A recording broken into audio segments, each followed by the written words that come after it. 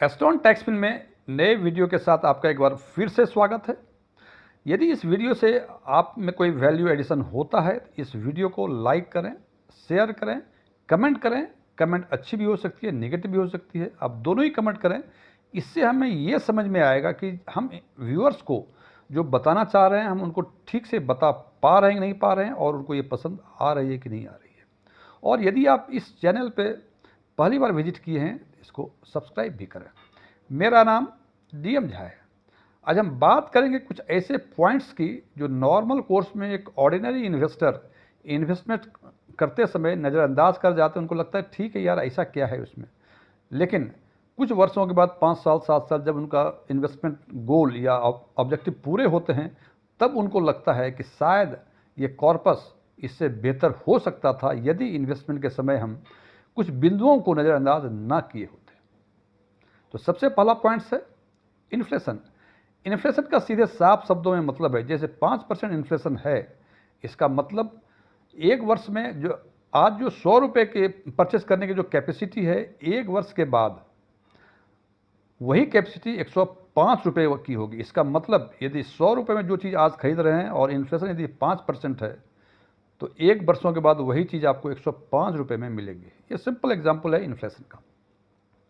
इसको यदि हम ट्रांसलेट करें इन्वेस्टमेंट के लिहाज से, यदि हम माने जो सामान्य अवस्था में कि 10% हमको रिटर्न मिल रहा है और हमने 5,000 रुपये पर मंथ के हिसाब से 10% के रेट पे 10 वर्षों के लिए हमने इन्वेस्ट किया, तो हमने पूरे 10 वर्ष में 6 लाख रुपए इन्वेस्ट किए और 10% के लिहाज से हमें ये करीब 10,32,000 के आसपास कॉर्पस मुझे मिलता है। बहुत अच्छा लगता है कि 6 लाख जमा किया, 10,32,000 मिल गए मुझे। लेकिन जनाब आपने इसमें इन्फ्लेशन को एडजस्ट नहीं किया हुआ। मान लीजिए जैसे अभी इन्फ्लेशन 5-6% के बीच आसपास मूव कर रहा है, मान लीजिए ये इन्फ्लेशन यदि 5% है तो आपको जो एक्चुअल रिटर्न वो 5% इन्फ्लेशन एडजस्ट करने के बाद जो आपको रिटर्न मिलेगा वो 7.39 लाख के आसपास, मतलब 7,39,40,000 के आसपास होगा। इसका मतलब 6 लाख रुपए जो आज आप ओवर द 10 ईयर आपने जमा किया उसकी वो अमाउंट 7,29,000 हो जाएंगे, जबकि हमने देखा था कि 10% के हिसाब से ये 10,32,000 के आसपास होगा। इसका सीधा मतलब कि 10 वर्षों के बाद 10,32,000 रुपये की जो परचेजिंग पावर होगी वो आज के 7,39,000 की जो कैपेसिटी परचेजिंग कैपेसिटी होगी उसके बराबर होगी। सो एक्चुअल जो आपका रिटर्न आया, 6 लाख रुपए जमा किया आपने और 7,39,000 आपको मिले, इसका मतलब 1,39,000 का ही आपको रिटर्न मिला, जबकि हमें दिखता है कि 6 लाख जमा करके 10,32,000 मतलब 4,32,000 का रिटर्न मिले। चूँकि वो इन्फ्लेशन एडजस्टेड रिटर्न नहीं तो देखने में बहुत अच्छा लगता है, लेकिन वास्तविक ज़िंदगी में उसकी वैल्यू 7,39,000 के आसपास होगी जो आज के दिन में। दूसरी गलती, हम सामान्य तौर पे कंपाउंडिंग को नज़रअंदाज कर देते हैं। कंपाउंडिंग मतलब जिसको हिंदी में चक्रवृद्धि ब्याज भी बोलते हैं। कंपाउंडिंग कई तरह के होते हैं, मंथली, क्वार्टरली, एनुअली। हालांकि म्यूचुअल फंड में जब भी रिटर्न की बातें होती हैं तो उसमें एनुअल कंपाउंडिंग की बातें होती हैं, जैसे हम CAGR बोलते हैं और या XIR बोलते हैं, ये एनुअल कंपाउंडिंग के हिसाब से होता है।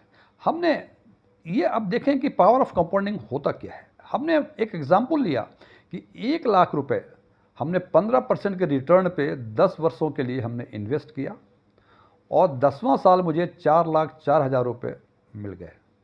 दूसरा ऑप्शन है कि चूंकि 15% का हर साल का रिटर्न है, इसका मतलब 15,000 हर साल उसमें रिटर्न हो रहे हैं।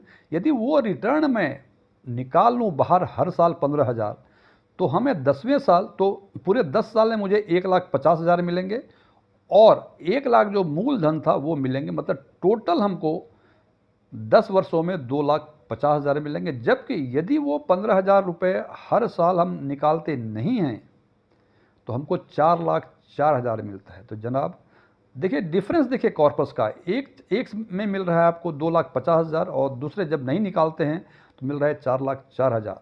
अब वो 1.5 लाख या 1,54,000 का जो फ़ायदा है केवल इस कारण से है कि आपने हर वर्ष 15,000 रुपये उससे निकाले नहीं। जनाब अब देखना यह है कि म्यूचुअल फंड में इसको ट्रांसलेट कैसे करेंगे। म्यूचुअल फंड में जब भी आप इन्वेस्टमेंट या तो SIP या लमसम मोड ऑफ इन्वेस्टमेंट में जाएंगे तो आपको देखेंगे ऑप्शंस आएगा उसमें। Growth option, IDCW option. IDCW means income distribution cum withdrawal amount. पहले ये डिविडेंड पे आउट के नाम से जाना था, पिछले कुछ वर्षों से इसका नाम IDCW हो गया। तो ग्रोथ का मतलब कि आपने वो 15,000 रुपये जो हर साल डिविडेंड के फॉर्म में मिल रहे थे वो नहीं निकाले और उसको फिर उसी में इन्वेस्ट होने के लिए छोड़ दिया। That plan is growth, that option is growth option. और यदि हर साल निकालते जो डिविडेंड मिल रहा है वो निकाल रहे हैं तो वो है IDCW। सो ध्यान रखें दो चीज़ों का, म्यूचुअल फंड में इन्वेस्टमेंट करें चाहे लमसम या SIP, तो ग्रोथ ऑप्शन को चुनें, इससे काफ़ी फ़ायदा होता है, कंपाउंडिंग का इफेक्ट दिखता है। और दूसरा, ये लंबे समय के लिए करें जनाब। यदि आप चाहेंगे कि 3 महीने में कंपाउंडिंग क्या होगा, सो टाइम टेन्योर और ग्रोथ ऑप्शन दो चीज़ ध्यान रखें। टाइम टेन्योर मीन्स 10 साल, 15 साल, 12 साल, 8 साल, 10 साल के हिसाब से साल 2 साल में कंपाउंडिंग का इफेक्ट आपको अधिक नहीं दिख पाएगा।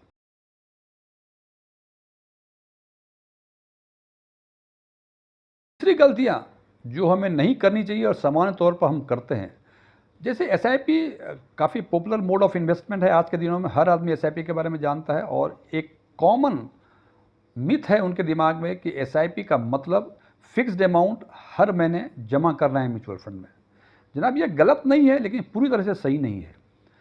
अब SIP के कई वेरिएंट्स आ गए हैं। पहले तो मंथली के बदले डेली भी है, वीकली भी है, फोर्टनाइटली भी है, क्वार्टरली भी है, अपने सुविधा के हिसाब से चूज करें।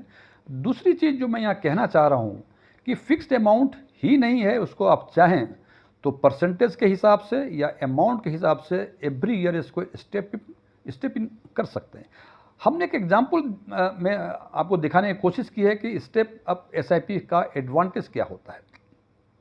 हमने माना कि 5,000 रुपये ऐसे एवेन्यूज में इन्वेस्ट कर रहे हैं जहां 15% का XIRR है और 10 वर्षों के लिए हमने इसको इन्वेस्ट किया। तो 10 वर्षों में इन्वेस्टमेंट हमारा 6 लाख हुआ और 15% के हिसाब से कॉर्पस बनता है 13,93,000 के आसपास। ये सिंपल, हर साल हम हर महीने 5,000 रुपये हम इन्वेस्ट कर रहे हैं। अब हमने माना कि 5% एवरी ईयर स्टेप अप करेंगे, मतलब 5,000 का 5% मतलब 250 रुपये। मतलब एक फर्स्ट ईयर हमने 5,000 रुपये 12 महीने के लिए जमा किया, अगले 13वें महीने से 24 महीने तक हमने 5,250 रुपये किया। इस हिसाब से अगले 10 साल तक इन्वेस्ट करेंगे तो हमने टोटल इन्वेस्टमेंट जो हमारा होता है वो 7.55 लाख मीन्स 7,55,000 के आसपास इन्वेस्ट होता है और कॉर्पस जो बनता है 16,32,000 का।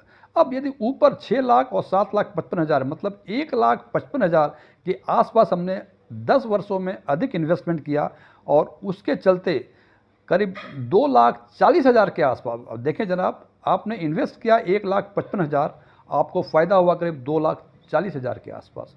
तो ये स्टेप अप करेंगे, ये तो 5% का बात है। यदि हम 10% की बातें करें तो 10 वर्षों में हम 9,56,000 इन्वेस्ट करते हैं और कॉर्पस बनता है 15% के लिहाज के हिसाब से 19,54,000। इसका मतलब यदि आप देखें कि स्टेप अप नहीं किया था तो 6 लाख जमा किया था आपने, स्टेप अप 10% किया आपने 10 वर्षों के लिए तो 9,56,000 मतलब करीब 4 लाख रुपए आपने अधिक इन्वेस्ट किया और उसके बदले आपने देखा कि करीब 5 लाख के आसपास 13 में मिल रहे थे पहले, अभी मिल रहे हैं करीब 19,54 के आसपास या 20 मान लें इसको, तो 5.5-6 लाख के आसपास का आपका कॉर्पस अधिक मिलता है। तो कोशिश हमेशा करें, ये गलती ना करें कि 5,000 आपने स्टार्ट कर दिया SIP तो अगले 20 साल के लिए 5,000 ही रहा। उसको अपने हिसाब से 5%, 10% जितनी आपकी सामर्थ्य है उस हिसाब से इसको स्टेप अप। चौथी गलतियाँ, जब हम पोर्टफोलियो बनाते हैं तो हम ये नहीं देखते हैं कि मान लें 10 लाख का पोर्टफोलियो है, उसमें से कितना % हम किस सेक्टर में डालेंगे। एक पोर्टफोलियो में होता है एक कोर पोर्टफोलियो, एक होता है सैटेलाइट पोर्टफोलियो। कोर पोर्टफोलियो में हम सामान्य तौर पर जो डाइवर्सिफाइड इन्वेस्टमेंट होता है वो कोर में डालते हैं और कुछ ऐसे इन्वेस्टमेंट फॉर एग्जांपल थीमेटिक या सेक्टरल फंड में देखते हैं कि समय समय से काफ़ी अधिक ग्रोथ आता है और फिर समय के हिसाब से वो काफ़ी उसमें बियरिश फेज आता है। तो कुछ पोर्शन हम वैसे इन्वेस्टमेंट में जिसको सैटेलाइट इन्वेस्टमेंट बोलते हैं उसमें हमें इन्वेस्ट करना चाहिए। लेकिन सैटेलाइट इन्वेस्टमेंट में इन्वेस्ट करते समय ये ध्यान रखा जाना चाहिए कि उस सेक्टर में, उस पोर्टफोलियो में रिडम्पशंस का समय काफ़ी सटीक होना चाहिए। यदि रिडम्पशन यदि सही समय पर आप नहीं कर पाएंगे तो आपको लॉस होगा।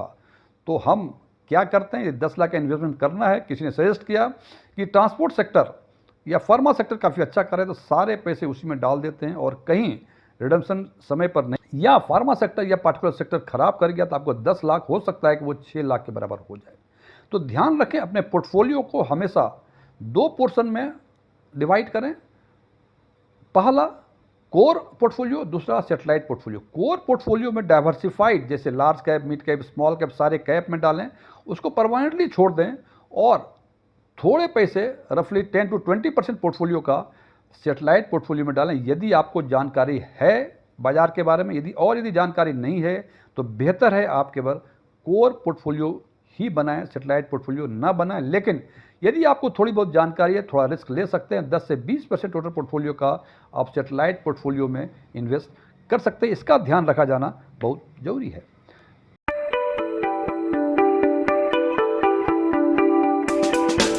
पांचवा, आप गलतियां जो करते हैं, जब भी आप इन्वेस्टमेंट करते हैं, आजकल इन्वेस्टमेंट करने के कई सारे प्लेटफॉर्म्स हैं,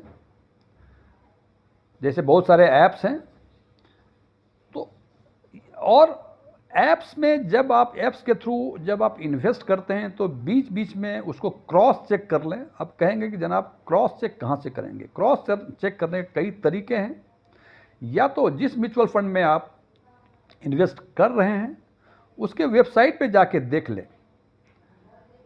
दूसरा, एक और ऑप्शन है कि जो उनके रजिस्ट्रार एंड ट्रांसफ़र एजेंट हैं, जैसे कैम्स, कैफिनटेक, वहाँ जाके उसको क्रॉस चेक कर लें। डिस्ट्रीब्यूटर से क्रॉस चेक कर लें। ये क्रॉस चेक कर लेना चाहिए। हालांकि एक बात से निश्चिंत रहें कि यदि किसी ऐप से आपने, लोगों की आशंका एक कॉमन इन्वेस्टर्स को होती है कि हमने किसी ऐप्स के थ्रू हमने इन्वेस्टमेंट किया और ऐप वो बंद हो गया, वो प्लेटफॉर्म बंद हो गया, तो क्या मेरा पैसा डूब जाएगा? जनाब वो पैसा नहीं डूबेगा। वो एक माध्यम है इन्वेस्ट करने का, वो इन्वेस्टमेंट म्यूचुअल फंड में होता है।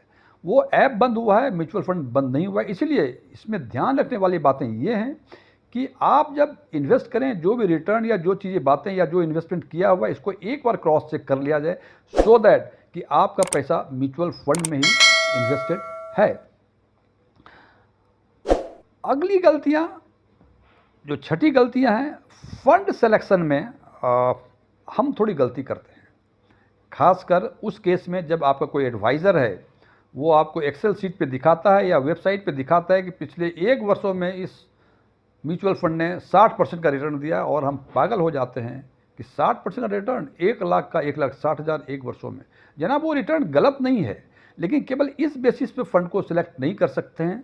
हालांकि क्योंकि वो 1 वर्ष गुजर चुका है, अगला 1 वर्ष में क्या होगा ये कोई नहीं जानता। इसीलिए कोशिश ये किया जाना चाहिए कि जब फंड का सिलेक्शन करें तो उनका हिस्टोरिकल परफॉर्मेंस जो है 8, 10, 15 सालों का देख लें। बिकॉज माना यह जाता है कि पिछले 8-10 वर्षों में, जैसे अभी 2020-21 के आसपास कोरोना आया था, मार्केट बुलिश फेज में चला गया था, वो झटका भी म्यूचुअल फंड ने झेल लिया, स्टॉक मार्केट ने झेल लिया। उसके बाद जो रिटर्न आता है, हमें लगता है कि ये रिटर्न शायद फाइनल रिटर्न है, इससे कम रिटर्न नहीं होगा। बिकॉज कोरोना या कुछ और तरह के नेचुरल क्लाइमिटीज़ या कुछ और तरह के स्थितियों को फेस करने के बाद ये रिटर्न आता है। सो हमेशा कोशिश करें कि परफॉर्मेंस, हिस्टोरिकल परफॉर्मेंस जब देखें तो लंबे समय का देखें, शॉर्ट टर्म परफॉर्मेंस को ना देखें। इसमें आप धोखा खा सकते हैं यदि शॉर्ट टर्म परफॉर्मेंस के लिहाज से यदि आप इन्वेस्टमेंट करेंगे तो।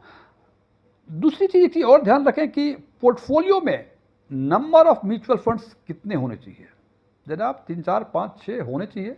यदि इससे अधिक आप म्यूचुअल फंड में इन्वेस्ट करते हैं तो बेहतर है कि आप इंडेक्स फंड में चले जाएं, आपको रिटर्न वही मिलेगा और हो सकता है रिटर्न उससे बेहतर मिले। बिकॉज जो इंडेक्स फंड है, जो पैसिवली मैनेज्ड फंड है, उसमें टोटल एक्सपेंसेस रेशियो कम होते हैं, जबकि एक्टिवली मैनेज्ड फंड में अधिक होते हैं। तो कोशिश करेंगे 3, 4, 5 से अधिक म्यूचुअल फंड में इन्वेस्ट ना करें, और अधिक म्यूचुअल फंड में करते हैं आप तो बेहतर है कि आप जाएं इंडेक्स फंड में। नंबर 2, इसमें एक और गलतियां करते हैं लोग। जैसे बहुत सारे व्यूअर्स हमसे पूछते हैं, 3 स्मॉल कैप या मिड कैप का फंड्स का नाम लेते हैं और बोलते हैं कि सर इसमें मैंने इतना कर दिया, इसमें इतना कर दिया, क्या ये ठीक है? हमें एक बात समझ में नहीं आती है कि तीनों जो फंड्स हैं वो तीनों ही स्मॉल कैप में कर रहे हैं, तो पूरी संभावनाएं हैं कि 60 to 70, 80% के आसपास पोर्टफोलियो ओवरलैप होगा। इसका मतलब आप 80% इन्वेस्टमेंट एक ही जगह कर रहे हैं। यदि वो अच्छा करेगा तो काफ़ी बेहतर परफॉर्मेंस होगा आपके पोर्टफोलियो का, और यदि कहीं वो खराब परफॉर्मेंस किया तो पूरा पोर्टफोलियो का रिटर्न आपका खराब आएगा, अंडर परफॉर्म करेगा। इसलिए एक ही फंड्स के, एक ही सेगमेंट के कई फंड्स में, मीन्स ध्यान रखें नट सेल में कि पोर्टफोलियो ओवरलैप को चेक करें। हालांकि कुछ एएमसीज ऐसे भी हैं कि यदि मिड कैप और स्मॉल कैप का पोर्टफोलियो यदि ओवरलैप चेक करें तो उसमें 40-50% के आसपास सेम ही स्टॉक्स होते हैं, तो इसको चेक करें। हो सकता है सेम सेगमेंट में हो, डिफरेंट सेगमेंट, इंट्रा सेगमेंट और इंटर सेगमेंट दोनों ही चेक कर लें और कोशिश करें कि 25-30% से अधिक का ओवरलैप नहीं होना चाहिए। यदि इससे अधिक का ओवरलैप होता है तो आप निश्चित रूप से आपका जो इन्वेस्टमेंट है वो रिस्की इन्वेस्टमेंट है। यदि आपका वो स्टॉक अच्छा परफॉर्म किया तो आपको अच्छा रिटर्न मिलेगा, और यदि खराब किया तो पूरे पोर्टफोलियो का रिटर्न खराब होगा। अगली जो सावधानियां बरतनी है वो टैक्सेशन का है। 23 जुलाई 2024 से इक्विटी म्यूचुअल फंड में कुछ चेंजेज आए हैं शॉर्ट टर्म कैपिटल गेन और लॉन्ग टर्म कैपिटल गेन में। लॉन्ग टर्म कैपिटल गेन में इसका मतलब 1 साल से अधिक होल्ड किया है आपने म्यूचुअल फंड तो 12.5% का आपको कैपिटल गेन टैक्स देना पड़ेगा, और ये 12.5% केवल उसके कैपिटल गेन पे देना पड़ेगा। फॉर एग्जांपल 1 लाख रुपए आपने 5 साल पहले जमा किया था, वो 6 लाख रुपए हो गए, तो 5 लाख आपके टोटल कैपिटल गेन हुए, और उसमें से 1,25,000 जो इस बार प्रोवाइड की, जो पहले 1 लाख था, अभी 23 जुलाई 2024 से ये 1,25,000 हो गए, तो 5 लाख में 1,25,000 मीन्स 3,75,000 पर आपको 12.5% का टैक्स देना पड़ेगा। जब भी आप रिटर्न की बातें करेंगे 12%, 15%, तो दो चीज़ें ध्यान रखें, इन्फ्लेशन और taxation, so that post tax post inflation return जो होता है वही असली रिटर्न होता है। तो इस बात का हमेशा ख्याल रखें कि हमें जो सब बाग दिखा रहा है लोग कि भाई आपको 10 लाख मिलेगा, 5 लाख मिलेगा, जनाब मिलेगा तो सही में, लेकिन वो टैक्स की बातें नहीं करते, वो इन्फ्लेशन एडजस्टेड रिटर्न की बातें नहीं करते, इसका भी ध्यान रखें। अगली सावधानियां जो आम तौर पे बहुत सारे इन्वेस्टर्स, हालांकि बहुत सारे व्यूअर्स का हमारा कमेंट आता है कि सर कैसे करें, डायरेक्ट और रेगुलर प्लान। यदि आप किसी फाइनेंशियल एडवाइजर से असिस्टेंस लेते हैं तो निश्चित रूप से वो उस फाइनेंशियल एडवाइजर ने चैरिटी नहीं खोल रखी है, कुछ न कुछ तो उसका इंटरेस्ट है ही है, मेहनत करता है, उसे भी कुछ न कुछ रेम्यूनरेशन चाहिए, इसके लिए वो आपसे चार्ज क्लेम करते हैं। आपको नहीं पता होता है, बिकॉज आप यदि और यदि आप अपने फाइनेंशियल प्रूडेंस लेवल से आप किसी फाइनेंशियल एडवाइज़र का हेल्प नहीं लेते हैं तो आप जो इन्वेस्ट करते हैं वो डायरेक्ट प्लान में करते हैं। तो जनाब आपको लगता है कि अरे यार डायरेक्ट प्लान रेगुलर प्लान क्या होता है, ठीक है एडवाइज़र को बुला लो सब काम कर देगा, अच्छी बात है। यदि आपका समय नहीं है, आपको ज्ञान नहीं है, तो आप बिल्कुल एडवाइज़र की सलाह लीजिए, और एडवाइज़र की सलाह जब लें तो ये ध्यान रखें कि वो एडवाइज़र से भी रजिस्टर्ड होना चाहिए। लेकिन जैसे मैं बार बार कहता हूँ कि आज के दिन में इतने इन्फॉर्मेशंस हैं आपके पास कि उस इन्फॉर्मेशन के या इतने अवेयरनेस है आपको कि आप उस अवेयरनेस के बेसिस पे आप इन्वेस्टमेंट का डिसीजन खुद ले सकते हैं। यदि वो ले सकते हैं तो आप बेहतर है आप डायरेक्ट प्लान में करें। अब कहेंगे कि सर डायरेक्ट प्लान और रेगुलर प्लान में क्या फ़र्क आता है, तो मैंने एक एग्जाम्पल लिया है कि सबसे स्मॉल कैप सेगमेंट में सबसे अधिक रेगुलर प्लान में जो टोटल एक्सपेंसेस रेशियो है वो है LIC का, LIC स्मॉल कैप का, जिसका 2.5% है रेगुलर प्लान में, और डायरेक्ट प्लान में ये है 1.53%। इसका मतलब डिफरेंस जो है 0.97% का है, कभी कभी 1% का है। और ये 1% जो फॉर एग्जांपल 10,000 रुपये यदि आपने इन्वेस्ट किया तो उसका 1% 100 रुपये इमीडिएटली वो मिलेंगे उस एडवाइज़र को। अब कहेंगे जनाब 1% कम में क्या फ़र्क पड़ता है, लेकिन फिर हमने वही बातें की, यदि 10 साल के लिए आपने इन्वेस्टमेंट किया और उस इन्वेस्टमेंट में 0.97% यदि आपका डिफरेंस है रेगुलर और डायरेक्ट प्लान में, तो यदि आपने 10 लाख रुपए जमा किए हैं तो 10 वर्षों के बाद आपको 1,10,000 रुपये कम मिलेंगे रेगुलर प्लान में। इसका मतलब डायरेक्ट प्लान के थ्रू इन्वेस्ट करेंगे तो 1,10,000 रुपये अधिक मिलेंगे। अब जनाब अब देखें, यदि आपको लगता है कि 1,10,000 कोई मतलब नहीं है आपके लिए, it's fine, you go for regular plan. लेकिन यदि लगता है कि 1,10,000 इज ए सम, एक अच्छा खासा पैसा है और हम ये इसको बचा सकते थे, तो बिल्कुल आप डायरेक्ट प्लान से इन्वेस्ट करें। हालांकि ये बातें मोस्ट ऑफ द जो फाइनेंशियल इन्फ्लुएंसर्स हैं ये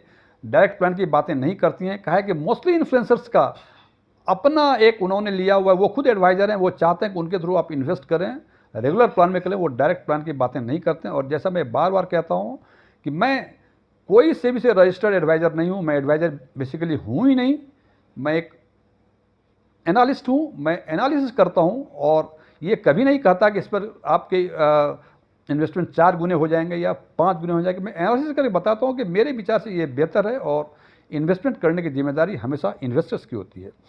एक और है, आखिरी है कि जब आप इन्वेस्टमेंट शुरू करते हैं तो 2 चीज़ों का ध्यान रखें कि आपका गोल क्या है, ऑब्जेक्टिव क्या है, और इसके साथ जो गोल है आपका उसके लिए कितना समय है आपके पास। मान लीजिए आप रिटायरमेंट प्लानिंग करना चाहते हैं, 30 साल 35 साल का समय है, तो निश्चित रूप से जो गोल बनाएंगे उसके लिए आपको, चूंकि 35 साल 30 साल का समय है, तो यदि एसआईपी करना चाहेंगे तो कम अमाउंट से काम चल जाएगा। लेकिन यदि आप चाहते हैं कि 10 वर्षों में बच्चों के एजुकेशन या उसकी मैरिज के लिए आपको फंड चाहिए, तो निश्चित रूप से आपका 10 से 15 साल ही समय है, तो निश्चित रूप से चूंकि समय कम है तो आपको कंट्रीब्यूशन बढ़ाना पड़ेगा।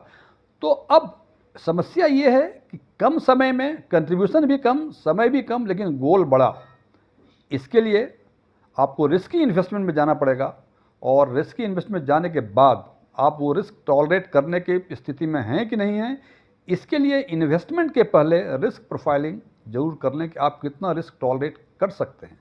इसका मतलब कि ध्यान रखें कि लंबा समय छोटा कंट्रीब्यूशन, छोटा समय अधिक कंट्रीब्यूशन।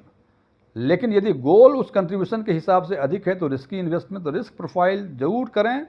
अन्यथा आप गए थे करोड़पति बनने के लिए, कहीं ऐसा ना कि आप सड़क पे आ जाए।